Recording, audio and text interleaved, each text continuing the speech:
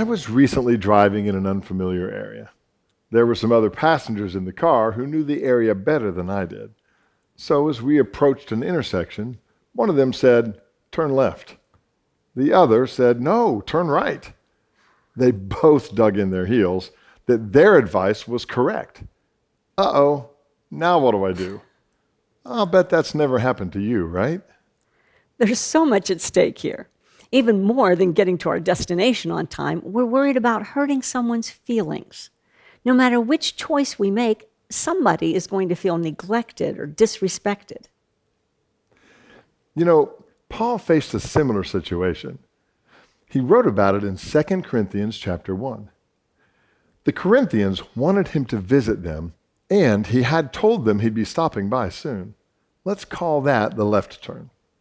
Then circumstances changed, and he sensed that God was telling him to go a different way.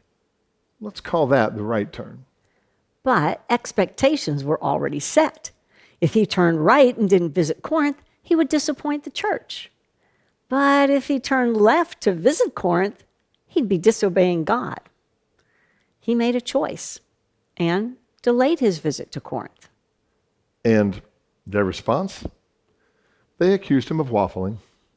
First saying yes, he was coming, and then later saying no, he wasn't. Apparently, some of them attributed it to Paul's selfishness or worldliness. Nothing could have been further from the truth. In verse 12, Paul defended the decision of his ministry team. Our conscience testifies that we have conducted ourselves with integrity and godly sincerity. In verse 23, he emphatically adds, I call God as my witness, and I stake my life on it, that it was in order to spare you that I did not return to Corinth. And then in following verses, we see that there were some ungodly things happening at Corinth. Paul wanted to give the leaders time to deal with the problem before he arrived, so he addressed the problem in another letter that was written with anguish and tears. Delaying his visit, he explained, would allow their next visit to be full of joy and love. If Paul couldn't avoid sparks when making a decision that was going to be divisive, chances are that we'll probably ruffle some feathers too. But I still think we can gain a few good takeaways from Paul's handling of the matter. First, make the decision because you believe it's the right decision, not because it will cause the fewest waves.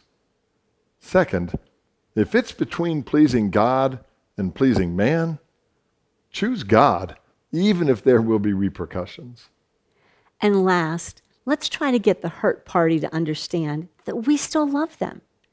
Even if we didn't pick their choice, we still did our best to act with integrity, godly sincerity, and love.